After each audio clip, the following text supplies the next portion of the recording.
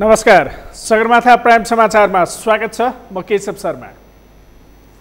नमस्कार, म जयन्ती पुडासैनी। सबैभन्दा पहिले मुख्य समाचार। सगरमाथा टेलिभिजन आजदेखि 13 वर्ष पुरा गरी 14 वर्षमा प्रवेश। सत्य, तथ्य र निष्पक्ष समाचार सम्प्रेषणमा समर्पित रहने प्रतिबद्धता। कोरोनाबाट काठमाडौँमा 2 सहित थप 3 जनाको मृत्यु। 70 जनामा नयाँ संक्रमण पुष्टि। पीसीआर विधिबाट गरिने स्वास्थ्य परीक्षण दर घट्यो। विपद पीडितको उद्धार र राहतमा कुनै कसर बाँकी नराख्न प्रधानमन्त्रीको निर्देशन। अधिक सतर्कताका साथ काम गर्न कांग्रेस सभापति देउबाको सुझाव। अविरल वर्षापछि आएको बाढी पहिरोले विभिन्न जिल्लाको जनजीवन प्रभावित। म्याग्दीमा बेपत्ता 20 जनाको शव फेला। महोत्तरीमा डुबान। र नेपाल ओइल निगमले पेट्रोलियम पदार्थको मूल्य बढायो। खाना पकाउने ग्यासको मूल्य भने यथावत।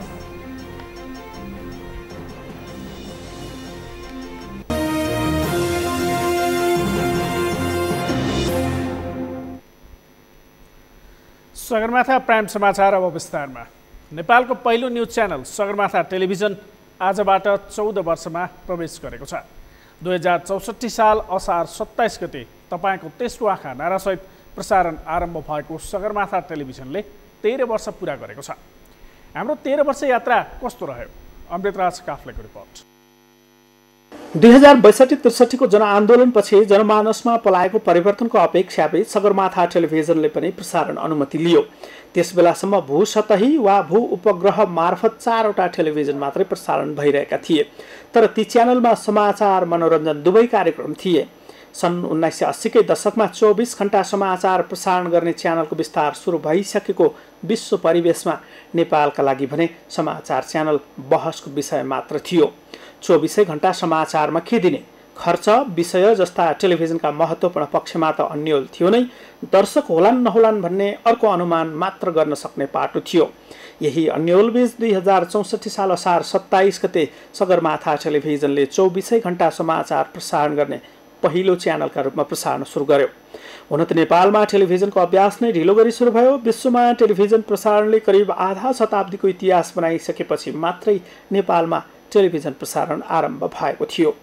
नेपालमा 100 वाटको भूसतही टेलिभिजन प्रसारण हुन थाल्दा पश्चिमा मुलुकहरू विश्वव्यापी टेलिभिजनको प्रतिस्पर्धामा थिए। तर नेपालमा टेलिभिजन प्रसारण सुरु भएको 3 दशक नपुग्दै 1 दर्जन भन्दा बढी भू उपग्रहबाट प्रसारण हुने टेलिभिजन आइसकेका छन्। नेपालकै पहिलो समाचार च्यानलका रूपमा प्रसारण आरम्भ गरेको सगरमाथा टेलिभिजनले प्रसारणको 13 वर्ष पुरा गरिसकेको छ।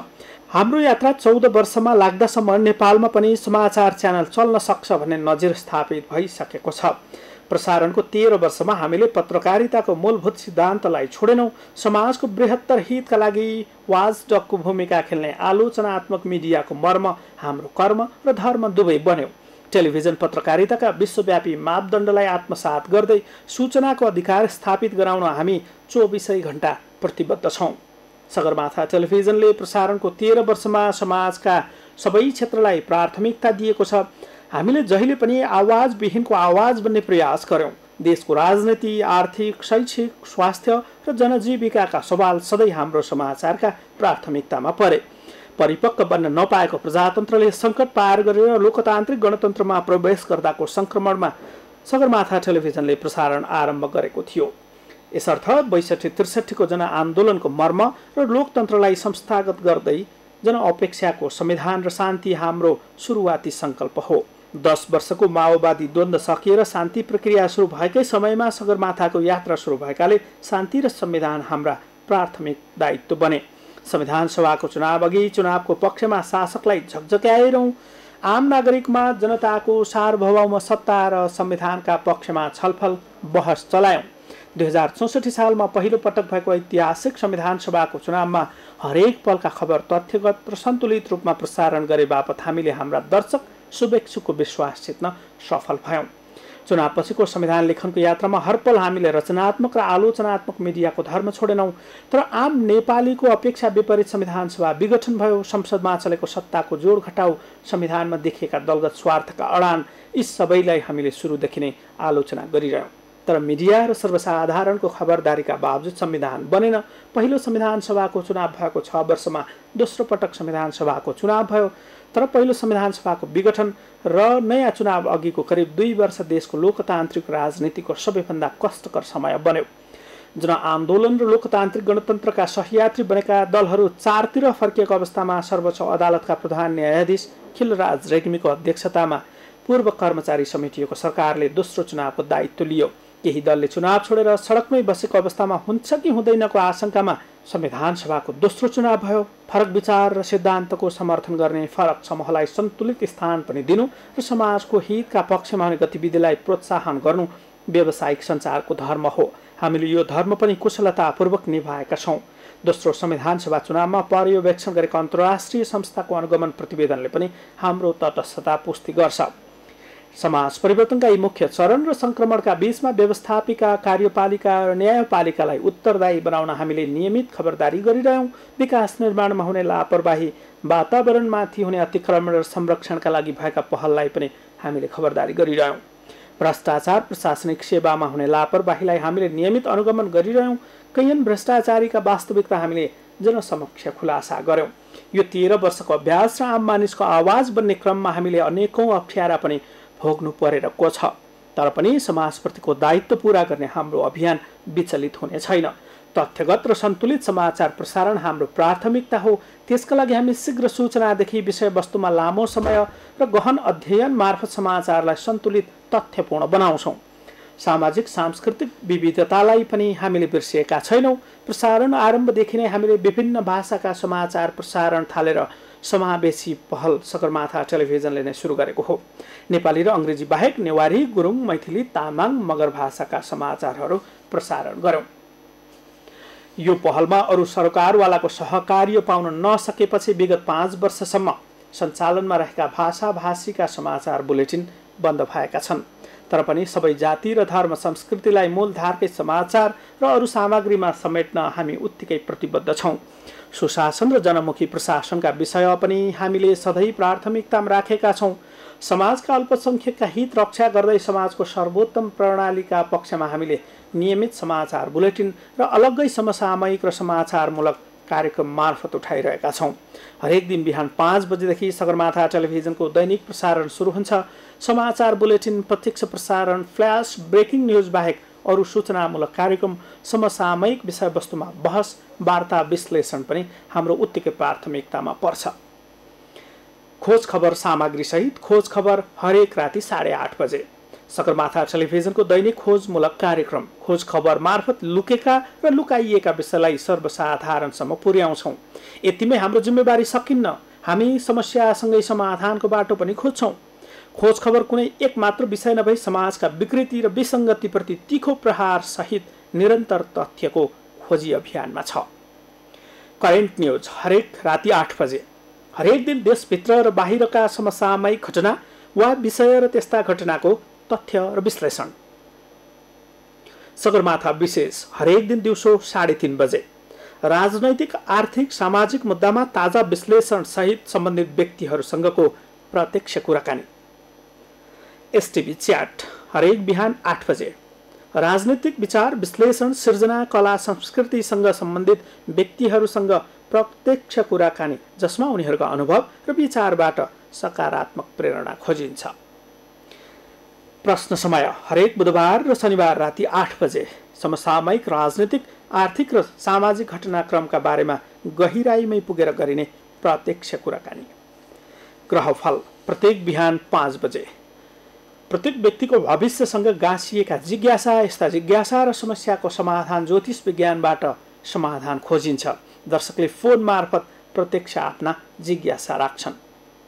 सतमार्ग दर्शन हरेक बिहान 5:30 बजे।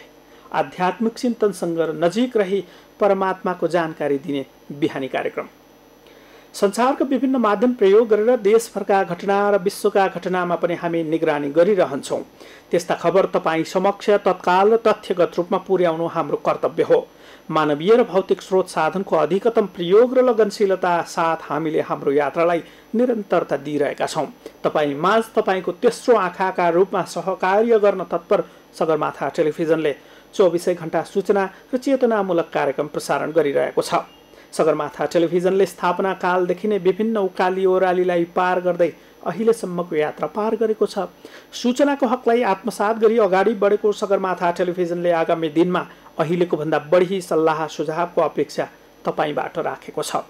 साथै यस टेलिभिजनमा कार्यरत सबै कर्मचारीको मेहनत, लगन र पसिनाको बलले नै हामी यो यात्रालाई निरन्तरता दिइरहेका छौँ। आउनुहोस् यो यात्रामा तपाईँ हामी सहकार्य गरौँ। 13 वर्षमा तपाईँले दिएको आत्मीयता, सहयोग हाम्रो लागि सधैँ ऊर्जा बन्यो र बनिरहनेछ। हाम्रो यात्रामा सहयात्री बनेर हिँड्ने सबै विज्ञापनदाता, दर्शक अनि शुभचिन्तकमा हार्दिक कृतज्ञता। सगरमाथा टेलिभिजन, तपाईँको तेस्रो आँखा। आवाजविहीनको आवाज मार्फत सरकारको खबरदारी गर्ने लक्ष्यका साथ देशको तेस्रो आँखाका रूपमा स्थापना भएको सगरमाथा टेलिभिजन आजदेखि 14औं वर्षमा प्रवेश गरेको छ। मुलुकमा राजनीतिक संक्रमण अन्त्य भई लोकतान्त्रिक गणतन्त्रमा जाने तयारी भइरहेको समयमा स्थापना भएको सगरमाथा टेलिभिजन प्राप्त उपलब्धिको रक्षाका लागि जिम्मेवार भएर खबरदारी गरिरहेको छ भने आम नागरिकका दबाइएका आवाजलाई पनि उजागर गरेर सरकारलाई झकझकाइरहेको छ। हामी स्थापनाको 14औं वर्षमा पुग्दा के गर्यौं त? अमृतराज काफ्लेको रिपोर्ट। त्यसबेला लोकतान्त्रिक गणतन्त्रका लागि तत्कालीन 7 राजनैतिक दल र नेकपा माओवादीको संयुक्त रूपमा चलेको आन्दोलनले 62-63 सालको दोस्रो जनआन्दोलनको रूप लिएको थियो र अधिकार प्राप्तिको आन्दोलनले निकास पाउँदै थियो। अर्थात् नेपालमा 240 वर्ष राजतन्त्रको विरुद्धमा भइरहेको आन्दोलनसँगै जनताका प्रतिनिधि आफैले नेपालको संविधान बनाउने बाटो खुलेको समय थियो र राजनीतिक संक्रमण अन्त्य भई लोकतान्त्रिक गणतन्त्रमा जाने तयारी भइरहेको बेला नेपालमा समाचारमूलक टेलिभिजन तपाईको तेस्रो आँखाको नारासहित नेपाली सञ्चार जगतमा आफ्नो विशिष्ट स्थान बनाउने उद्देश्य सहित उदय भएको थियो। जति बेला सगरमाथा टेलिभिजन नयाँ जोश र उद्देश्यका साथ उदायो त्यति बेला नेपालमा एउटा पनि 24 घण्टा समाचार प्रसारण गर्ने च्यानल नै थिएनन्। एउटा विशिष्ट लक्ष्य, प्रष्ट विचार र उद्देश्य सहित नेपाली सञ्चार जगतमा सगरमाथा टेलिभिजन उदायो र आफ्नो विशिष्ट छाप र प्रभाव छाड्न सफल भयो। सगरमाथा टेलिभिजनले स्थापनाको 13 वर्ष पूरा गरेको छ। 13 वर्ष यात्राका क्रममा टेलिभिजनले अनेकन उतार चढावको सामना समेत गरेको छ। हुन त एउटा व्यक्तिका लागि 13 वर्ष खास ठुलो समय होइन र सञ्चार संस्थाको लागि त झन् हुँदै होइन। तैपनि यस टेलिभिजनले राजतन्त्रको अन्त्य भएर गणतन्त्रको स्थापनाका बेलाको चरम राजनीतिक सङ्कट सामना गर्नुपर्दाको बेला होस् वा संविधान निर्माणको प्रारम्भिक दिनको रस्साकस्सी वा अधिकार प्राप्तिको लागि भएका आन्दोलन नै किन नहुन्, हरेक मोड र घुम्तीमा सगरमाथा टेलिभिजन 70 साल चाहिँ दरो भएर उभियो। नेपालमा 62-63 सालको दोस्रो जनआन्दोलन सफल भएर नेपालमा कायम रहेको 2 शतकभन्दा बढी लामो राजतन्त्रको अवसान भयो। त्यससँगै तत्कालीन व्यवस्था समेत ढल्यो। परिणामस्वरूप संविधान बनाउनका लागि संविधान सभाको पहिलो निर्वाचन सम्पन्न भयो, जुन निर्वाचन मार्फत संविधान निर्माणका लागि संविधान सभाको गठन समेत भएको थियो। संविधान सभाको चुनावका बेला मात्रै होइन, संविधान निर्माणका लागि समेत सगरमाथा टेलिभिजनले संविधानसँग सम्बन्धित समाचारहरूको महत्त्व पहिचान गरी कार्यक्रम 601 सञ्चालन गरेको थियो। त्यसबाहेक संविधान सभा बैठकको हरेक दिनको समाचार सङ्कलनका लागि सगरमाथा टेलिभिजन अहोरात्र खटिरह्यो, जुन विषयलाई टेलिभिजनले आफ्नो जिम्मेवारी समेत सम्झियो। तर विडम्बना हाम्रो मात्र होइन, आम नागरिकको अपेक्षा विपरीत नेपालको राजनीतिक इतिहासमा पहिलो पटक गठन भएको संविधान सभाले संविधान जारी गर्न सकेन। फलतः पटक पटक मिति थप्दै 4 वर्षसम्म कायम रहेको संविधान सभा नै विघटन हुन पुग्यो। तर जनताको चाहना अनुसार संविधान सभाबाट संविधान बनाउने सङ्कल्पमा हामी हरेक दिन आफ्नो स्थानबाट जिम्मेवारी निर्वाह गर्ने क्रममा कहीँ झुकेनौँ। चुनाव भएको 2 वर्षपछि 2072 साल असोज 3 गते नेपालको इतिहासमा पहिलो पटक जनताका प्रतिनिधिले तयार पारेको संविधान जारी भयो। संविधान सभाका हरेक महत्त्वपूर्ण बैठक र बहसको प्रत्यक्ष प्रसारण मात्र होइन, हाम्रो समाचारको पहिलो रोजाइमा जनताको चाहना अनुसार संविधान सभाले गर्ने र गरिरहेका काम बन्यो। यतिसम्म कि मध्यरातसम्म पनि हामी जागराम बस्यौँ समाचार सङ्कलनका लागि। संविधान जारी हुने दिन अर्थात् 2072 साल असोज 3 गते अघि र पछि समेत हामी देशका सबै भागको जनताको खबर हाम्रो प्राथमिकतामा पार्यौँ। हिमाल, पहाड र तराईका सबै क्षेत्रको समाचार बिना कुनै भेदभाव सङ्कलन गर्यौँ र प्रसारण पनि गर्यौँ। संविधान सभाले संविधान जारी गर्दा मधेसका विभिन्न जिल्लाहरूमा विरोध सुरु भयो। जुन विरोध यतिसम्म पुग्यो कि संविधान सभाले जारी गरेको संविधान नै संशोधन गर्नुपर्ने भन्दै आवाज उठिरहेका बेला हामीले समेत तराई मधेसका जनताको आवाजका विषयमा समाचार लेखिरह्यौँ। काठमाडौँबाट सञ्चालित राष्ट्रिय स्तरका टेलिभिजन च्यानलहरू मधेसमा बन्द गर्ने अभियान तत्कालीन राजनीतिक दलले आन्दोलनकै रूपमा सुरु गरे पनि सगरमाथा टेलिभिजन भने निर्बाध रूपमा प्रसारण भइरह्यो, जसको कारण समाचारमा निष्पक्षता हो भन्ने हाम्रो ठम्याइ छ। आन्दोलन उग्र बन्दै जाँदा नाकाहरू बन्द गरेर तत्कालीन मधेसी दलले सुरु गरेको आन्दोलनले नेपाली अर्थतन्त्र थिलथिलो बनेको समाचार समेत हामीले प्राथमिकतामा पार्यौं।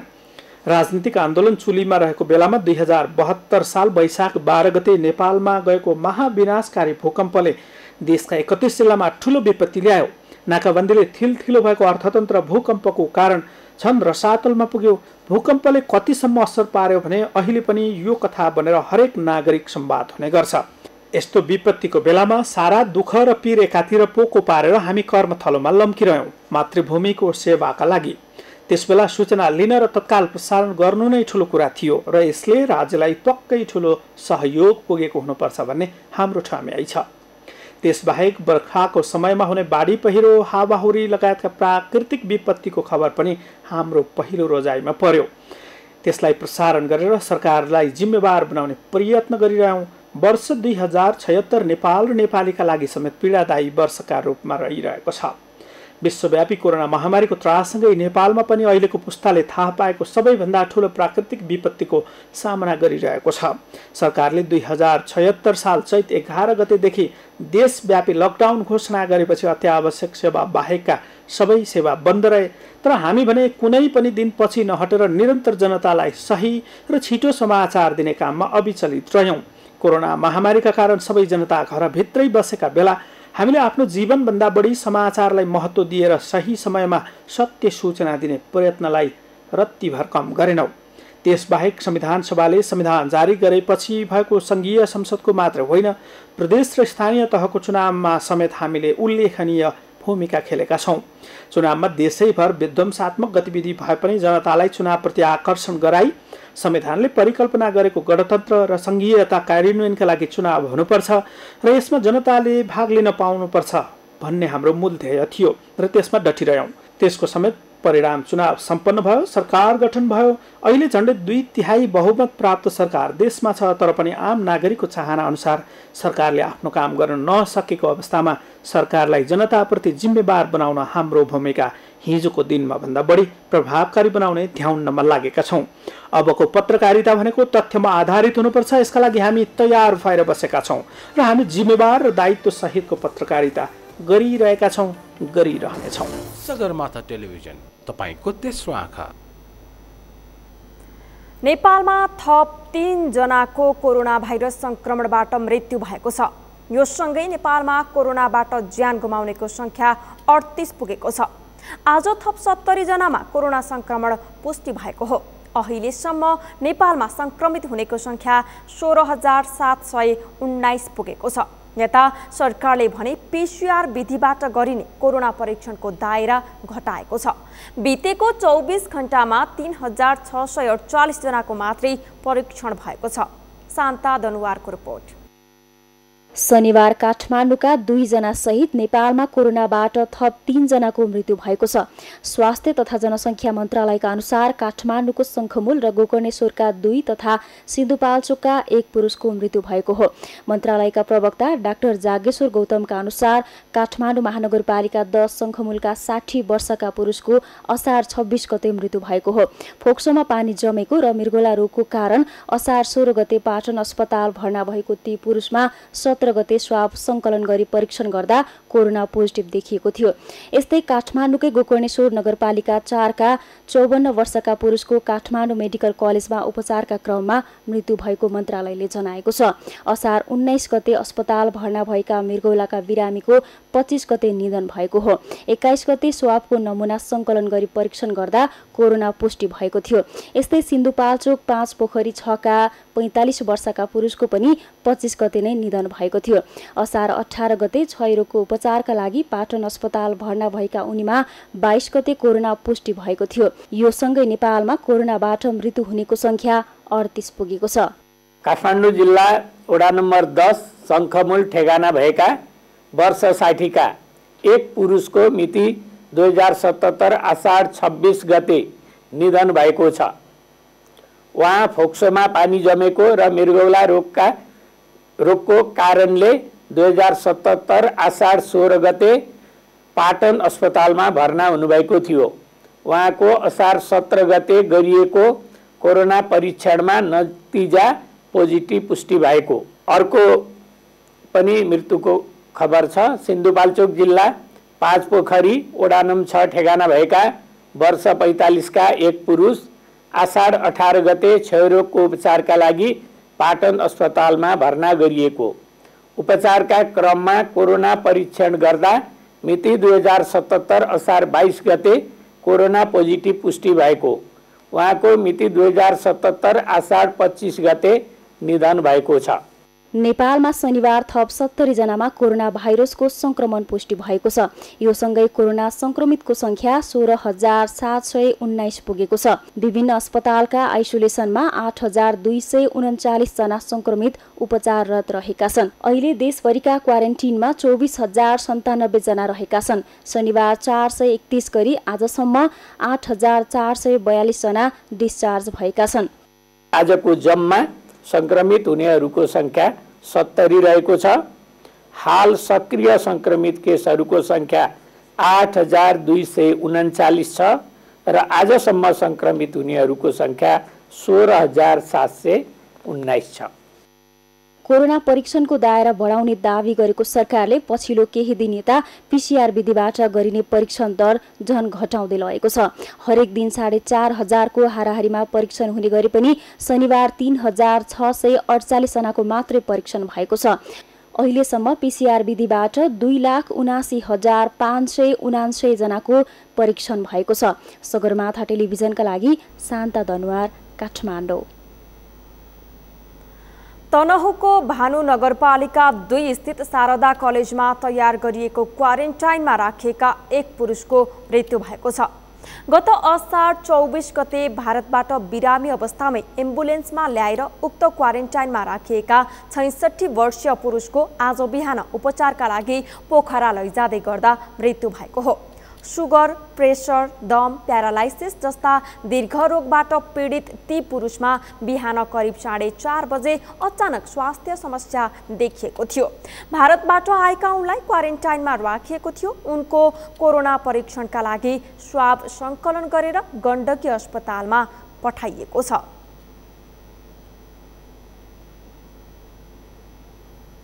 बाढी पहिरोका कारण जनधनको क्षति हुन सक्ने भन्दै प्रधानमन्त्री केपी शर्मा ओलीले पूर्व तयारी गर्न निर्देशन दिएका छन्।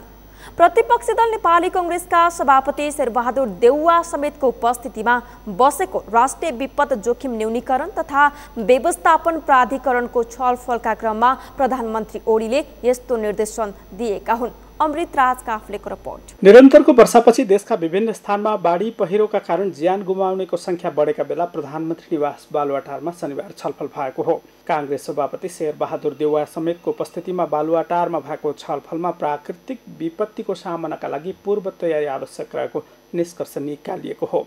बैठकमा प्रधानमन्त्री ओलीले पूर्व तयारी गर्न निर्देशन दिएका छन्। बैठकमा बाढी पहिरो पीडितलाई तत्काल उद्धार गरी सार्वजनिक भवन र विद्यालयहरूमा राख्न सक्ने विषयमा समेत छलफल भएको छ। विभिन्न स्कुलहरू, भवनहरू, संस्थागत भवनहरू जुनहरू हुन सक्छन् त्यसैलाई नै प्रयोग गर्नु पर्यो बाहेक हाम्रो अर्को कुनै विकल्पहरू छैन। आफ्नो घरमा यदि त्यो सम्भावना छ त्यस्तो खालको घरमा कतै कसैको कोठाहरू त्यो आइसोलेटेड खालको हिसाबबाट राख्न सक्ने सम्भावना छ भने त्यसलाई पनि हामीहरूले हेर्नुपर्ने हुनसक्छ।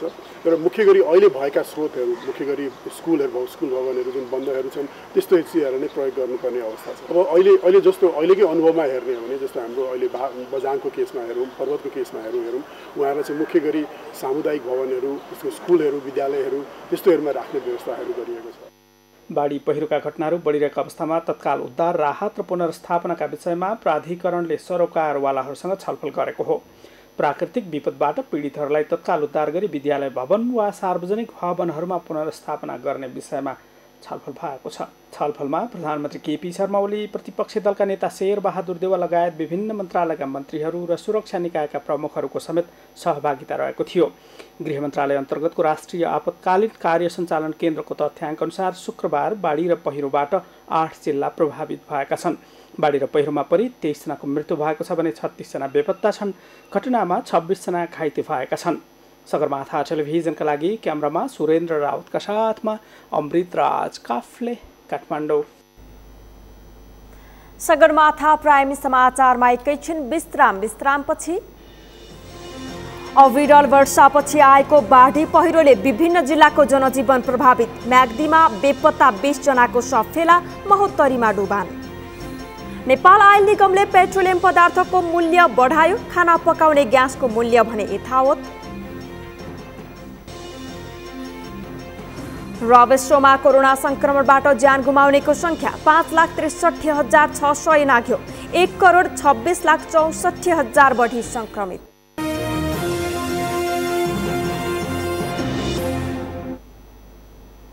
विश्रामपछि सगरमाथा प्राइम समाचारमा पुनः स्वागत छ। अब बाँकी समाचार। म्याग्दीको मालिका धौलागिरी र रघुगङ्गा गाउँपालिकामा शुक्रबार गएको पहिरोमा बेपत्ता भएका 20 जनाको शव भेटिएको छ।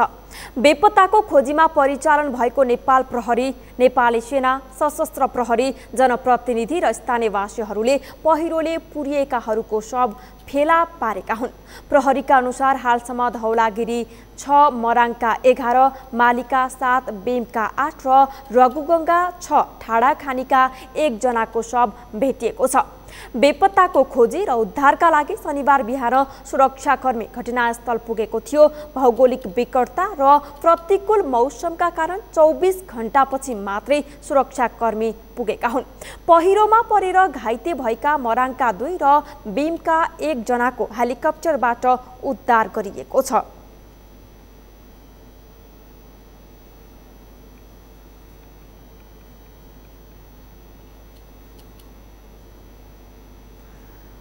भारतीय टेलिभिजन च्यानलले नेपाल र प्रधानमन्त्री केपी शर्मा ओलीको विषयमा अति रञ्जित र अनर्गल प्रचार गरेको भन्दै नेपालमा टेलिभिजन सेवा प्रदायक कम्पनीले भारतीय समाचार च्यानल बन्द गराएका छन्। भारतीय टेलिभिजनले भ्रम फैल्याउने गरी समाचार प्रसारण गरेको र नेपालको राष्ट्रियता विरोधी आवाज उठाएको भन्दै विदेशी च्यानल वितरक मल्टी सिस्टम अपरेटर MSOहरूले दूरदर्शन बाहेकका सबै भारतीय च्यानल बन्द गराएका छन्। यसको प्रभाव अब के पर्छ? मेनुका श्रेष्ठको रिपोर्ट। नेपालले लिम्पियाधुरा सहितको आफ्नो अध्यावधिक नक्सा सार्वजनिक गरेसँगै नेपाल विरुद्ध भारतीय न्युज च्यानलले अनावश्यक टिक्का टिप्पणी गर्दै आएका छन्। सरकारले नेपालको विषयमा अनर्गल प्रचार गर्ने भारतीय सञ्चार माध्यममाथि राजनीतिक र कानुनी उपचार खोज्ने बताइरहेका बेला टेलिभिजन सेवा प्रदायकहरूले भारतीय न्युज च्यानलको प्रसारणमा रोक लगाएका छन्। अन्तर्राष्ट्रिय क्षेत्रमा भ्रम नफैलियोस् तथा ग्राहकले बन्द गर्न आग्रह र दबाब दिएका कारण नै प्रसारण बन्द गरिएको सेवा प्रदायकहरूको भनाइ छ। राष्ट्रिय स्वाभिमानलाई खलल पुर्याउने काम गरेको तथा आँच पुर्याउने काम गरेको भन्दै उक्त निर्णय गरिएको उनीहरूको भनाइ छ। राष्ट्रिय स्वाभिमानलाई राखेर नै हामीले चाहिँ यो निर्णय गरे हौँ अहिले। त्योभन्दा पनि होइन, व्यवसाय त आफ्नो ठाउँमा छँदैछ होइन, तर के भन्दाखेरि हामीले जुन कन्टेन्ट पस्किया छौँ अहिले त्यो कन्टेन्टमा तपाईँको चाहिँ भोलि आम जनमानसमा जुन तपाईँको चाहिँ यो च्यानलहरूको चाहिँ कन्टेन्ट गइरहेको छ त्यसले भयङ्कर ठुलो चाहिँ तपाईँ खलल पर्याउने हिसाबको चाहिँ कन्टेन्टहरू आएको देखियो। र हाम्रो ग्राहकहरूले नै हामीलाई के भन्नुभयो भन्दाखेरि जुन 20 वर्ष हामी सेवा दिइरहेछौँ उहाँले अब यस्तो कन्टेन्टहरू तपाईँले बन्द गरिदिनुहोस्, यो चाहिँ साह्रै अति नै भयो भन्ने सर्वत्र रूपमा आवाज आइसकेपछि यो निर्णयले नेपाली विज्ञापन बजारमा यसको प्रभाव परे पनि तत्काललाई घाटा नाफा भन्दा राष्ट्रिय हित कायम गर्न उचित कदम रहेको विज्ञापन सङ्घको भनाइ छ। ग्राहकलाई परेको असुविधाप्रति राष्ट्रियताको हितको लागि सहनु पर्ने उसको भनाइ छ। अहिले तत्काल चाहिँ घाटा र नाफाको रहँदैन, किन भन्दाखेरिमा अहिले नेपाल सरकारबाट भन्दा पनि हामी यो जो जसले चाहिँ नि सर्भिस दिन्छौँ ती सर्भिस दिनेहरूले स्फूर्त रूपमा देशको सरकारको विरुद्ध, देशको एउटा चाहिँ नि गार्जेनको विरुद्धमा चाहिँ नि भारतीय च्यानल लागेर भएर चाहिँ नि स्फूर्त रूपमा बन्द भएको हो। राष्ट्रियताको लागि चाहिँ नि मार्का परे पनि अलिकति सहनुपर्छ। यता सर्वसाधारण भने नेपालको राष्ट्रियताको विषयमा खलल पुर्याउने काम गरेको विषय एमबिसी मार्फत डिप्लोमेटिक नोट दिएर तथा सरकारी तवरबाटै कदम चाल्नुपर्ने बताउँछन्। नेपाली राष्ट्रियताको विषयमा अफवाह फैलाउने काम गरेको हो भनेदेखि त त्यस विषयमा एमबिसी मार्फत डिप्लोमेटिक नोट दिने, परराष्ट्र मन्त्रालय यसमा सक्रिय हुने, यस्तो काम कारबाही पो गर्नुपर्दछ त। अब यो निजी क्षेत्रले आफैले न्युज च्यानल बन्द गर्ने भन्ने कुरा त यो त राम्रो कुरा हो जस्तो मलाई लाग्दैन। अन्तर्राष्ट्रिय स्तरमा नेपालको छवि धमिल्याउन नहुने भन्दै सेवा प्रदायक कम्पनीको कदमलाई सकारात्मक केहीले भनेका छन्। नेपालको प्रधानमन्त्री जस्तो व्यक्तिको होइन त्यसरी चाहिँ अब आलोचना गर्नु भनेको एउटा चाहिँ भनौँ न नराम्रो तरिकाले अब यो चाहिँ अन्तर्राष्ट्रिय स्तरमा नि त्यो चाहिँ नराम्रो इम्प्रेस पर्छ। एउटा नेपालको अब राष्ट्रियता अथवा भनौँ न त्यसमा चाहिँ आँच आउने काम भयो कि त्यो चाहिँ एकदमै नराम्रो कुरा हो। बिहान गरेछ नि त्यो एकदम राम्रो गरेको छ। यसरी च्यानल बन्द गर्दा 25-30 लाख दर्शकले टेलिभिजन नदेख्ने तर डिजिटल एपको विषयमा सरकारले नै निर्णय गर्नुपर्ने सेवा प्रदायक कम्पनीहरूको माग छ। भारतीय सञ्चारकर्मीले नेपालको हित विपरीत कार्यक्रम प्रसारण गरेको भन्दै नेपाल प्रेस काउन्सिलले पनि भारतीय प्रेस काउन्सिललाई नेपालको राष्ट्रियता विरुद्ध टिक्का टिप्पणी गर्ने सञ्चार माध्यम र सञ्चारकर्मीलाई कारबाहीको माग गर्दै पत्र लेखेको छ। सार्वभौम मुलुक नेपालको हित र सरकारलाई खबरदारी गर्ने अधिकार आम नेपालीको हुन्छ, तर राष्ट्रिय हित विपरीत हुने टिक्का टिप्पणी सह्य नहुने आम सर्वसाधारणको भनाइ छ। सगरमाथा टेलिभिजनका लागि क्यामेरामा सुरेन्द्र राउतका साथ मेनुका श्रेष्ठ, काठमाडौँ। दाङका यातायात व्यवसायहरू झन्डै 4 महिना बढीको लकडाउनका कारण सवारी साधनमा खिया लागेको भन्दै चिन्तामा डुबेका छन्। गत चैत 11 गतेदेखि लागू भएको लकडाउनका कारण सार्वजनिक सवारी साधन पार्किङ गरिएकै ठाउँमा छोड्नु पर्दा खिया लागेर पुनः सञ्चालनका लागि समेत हजारौं खर्च गर्नुपर्ने आवश्यकतामा रहेका छन्। सवारी साधन र व्यवसायको यस्तो समस्याको प्रत्यक्ष असर भने यातायात मजदुरहरूमा देखिएको छ। दाङबाट सुशील बस्नेतको रिपोर्ट। झन्डै 4 महिना नचलाई थन्काइएका सवारी साधनको इन्जिन खिया लागेर बर्बाद भएका छन्। सवारी साधनमा खिया लाग्दा सवारी मजदुरका रूपमा काम गर्दै आएका कम्तीमा 5000 जना मजदुरको परिवारमा पनि बिजोग भएको छ। असार 1 गतिदेखि सरकारले लकडाउन खुकुलो बनाउँदा बजार लगायत सरकारी कार्यालयहरू खुले पनि अझै सार्वजनिक यातायात सञ्चालनमा आउन सकेका छैनन्। केही दिन अघि सरकारले सार्वजनिक सवारी जिल्लाभित्र सञ्चालन गर्ने घोषणा गरे पनि कसरी सञ्चालन गर्ने भन्ने विधि निर्धारण भएको छैन। झन् यातायात व्यवसायी राष्ट्रिय महासङ्घले त लकडाउन अवधिको समस्या सम्बोधन नगर्दासम्म यातायात चलाउन नसक्ने घोषणा गरिसकेको छ। दाङका 700 बढी सार्वजनिक सवारी साधन विभिन्न प्रालीहरूमा आबद्ध छन्। लकडाउनका कारणले घरमै थन्किँदा खिया लागेका सवारी सञ्चालन नहुँदा ऋणमा चुर्लुम्म डुबेका व्यवसायीहरू फेरि सवारी सञ्चालनका लागि समेत हजारौं खर्चिनुपर्ने बाध्यतामा छन्।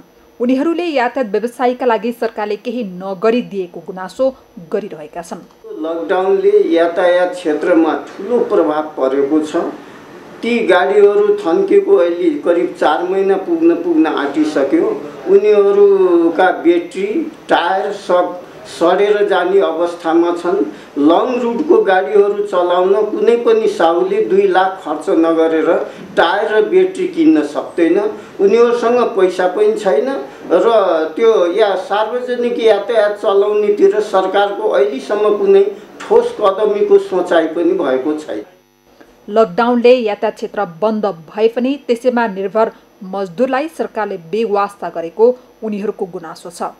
नेपाल यातायात स्वतन्त्र मजदुर संगठन तुलसीपुरका अध्यक्ष केशव बहादुर भण्डारी करिब 4 महिना गाडीहरू सञ्चालन नहुँदा मजदुरहरूको अवस्था दयनीय भएको बताउँछन्।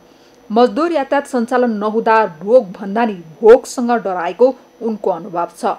उनका अनुसार दाङमा मात्र करिब 4500 यातायात मजदुरहरू रहेको र तीमध्ये 500 जति आफ्नो घर गए पनि बाँकी कोठा भाडामा बसिरहेका छन् र उनीहरूको अवस्था दयनीय बनेको छ। हाम्रा मजदुरहरूको दयनीय अवस्था भएको छ। अहिले त के भयो भने हिजो रोगदेखि डराउँथे भने अहिले भोकदेखि तर्सित भएर तिनलाई ग्रस्त बनाएको छ। उनको घरमा एकदाना चामल पनि छैन। अब राज्यले चाहिँ हामी भोकै श्रमिकलाई बस्न दिँदैनौँ भन्ने कुरो कानी राज्यले गर्छ, तर सरकारले चाहिँ त्यहाँनिर तिम्रो स्थिति के छ न स्थानीय सरकारले सोधेको छ। यातायात मजदुरको समस्याले व्यवसायीहरूलाई पनि हैरान बनाएको छ। व्यवसायीको मात्र प्रयासले मजदुरका समस्या सधैँ समाधान गर्न सम्भव नभएको भन्दै सरकारले मजदुरहरूलाई हेर्नुपर्ने यातायात व्यवसायीको भनाइ छ। उनीहरूको दैनिक जीवनयापन साँझ बिहान चल्न पनि गाह्रो भएको छ। अब यातायात व्यवसायहरू र कर्मचारीको समस्या पनि त्यही छ, गाडी सञ्चालन भएका छैनन्। त्यो गाडी आज सरकारकै र महासङ्घको बिचमा एउटा समझदारी बन्यो भने पनि भोलिदेखि गाडी सञ्चालन गर्ने अवस्था छैन, किनकि त्यो गाडी मर्मत गर्नका लागि पनि झन्डै 2 लाख रुपियाँ जति खर्च नगरेसम्म त्यो गाडी सडकमा कुर्ने अवस्था छैन। एकातिर मजदुरको समस्याले सताउने गरेका यातायात व्यवसायी बैंकको ऋणका कारण सबैभन्दा धेरै समस्यामा छन्। दोहोरो मार खेपिरहेका व्यवसायीहरू लकडाउन अवधिका लागि के गर्ने भन्ने निर्णयको साटो सार्वजनिक यातायात सञ्चालन गर्ने मात्र सरकारको निर्णय सुनेर छक्क परेका छन्। उनीहरू प्रश्न गरिरहेका छन्, बैंकले ताकेता गरिरहेको किस्ता चाहिँ कसरी तिर्ने? मार्दवहरूको लौ 1 से 2 दिन पुग्यो होला। 2 दिनसम्म व्यवसायलाई अब त बैंकले फोन गरिरहेको छ, किस्ता पनि तिरेका छैनन्, गाडीहरूले किन्ने अवस्था पनि छैन।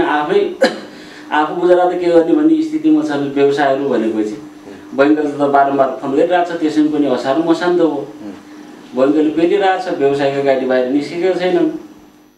लकडाउनको 4 महिनापछि सरकार बल्ल जिल्लाभित्र सुरक्षित रूपमा सार्वजनिक यातायात सञ्चालन गर्ने निर्णयमा पुगेको छ। लकडाउन अवधिभरि प्रधानमन्त्रीदेखि मन्त्रीसम्मले समस्या परेका हरेक क्षेत्र र नागरिकलाई सरकारले सहुलियत दिने भाषण सुने पनि निर्णय प्रक्रियामा त्यस्तो छनक नदेख्दा यातायात व्यवसायीहरू निराश भएका छन्। त्यसबाट आक्रोशित हुँदै नेपाल यातायात व्यवसायी राष्ट्रिय महासङ्घले सार्वजनिक यातायात तथा अहिलेको अवस्थामा सञ्चालन गर्न नसकिने बताएको छ भने अधिकांश व्यवसायीहरू भने निराश भएका छन्। सगरमाथा टेलिभिजनका लागि दाङबाट सुशील बस्नेतको रिपोर्ट। सगरमाथा प्राइम समाचारमा एकैछिन विश्रामपछि नेपाल ओइल निगमले पेट्रोलियम पदार्थको मूल्य बढायो, खाना पकाउने ग्यासको मूल्य भने यथावत। र विश्वमा कोरोना संक्रमणबाट ज्यान गुमाउनेको संख्या 5,63,600 नाग्यो। 1,26,64,000 बढी संक्रमित।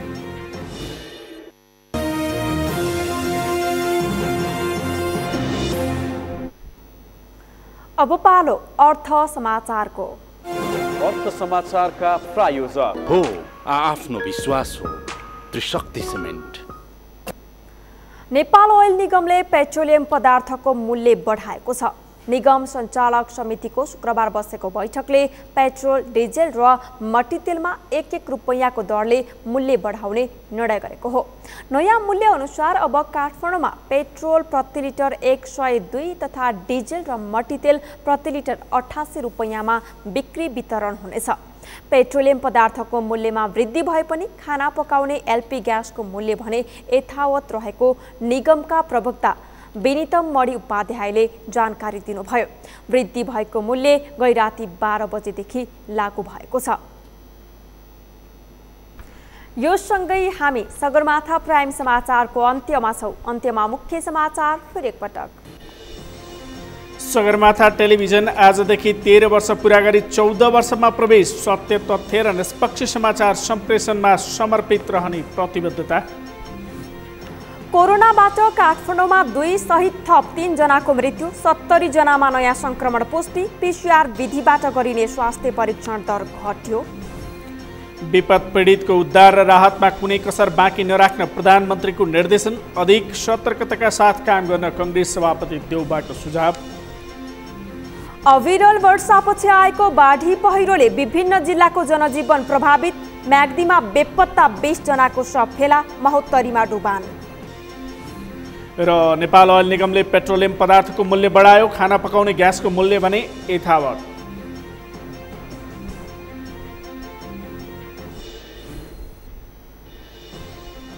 हौस् त सगरमाथा प्राइम समाचार अहिलेलाई सकियो। तपाईँ समाचार बुलेटिनका साथै सगरमाथा टेलिभिजनका सम्पूर्ण कार्यक्रम www.sagarmatha.tv मा पनि पढ्न र हेर्न सक्नुहुनेछ। साथै युट्युबमा youtube.com/sagarmatha TV नेपालमा हेर्न सक्नुहुनेछ। मोबाइलमा प्ले स्टोर तथा एप स्टोरमा गई सगरमाथा टिभी एप डाउनलोड गरी हामीलाई प्रत्यक्ष हेर्न सक्नुहुनेछ। साथै तपाईँ हामीलाई फेसबुकमा पनि facebook.com/STV नेपालमा फलो गर्न सक्नुहुनेछ। समाचारको शिखर, नेपालको गौरव, नेपालको पहिलो न्युज च्यानल सगरमाथा टेलिभिजन हेर्दै गर्नुहोला। नमस्कार।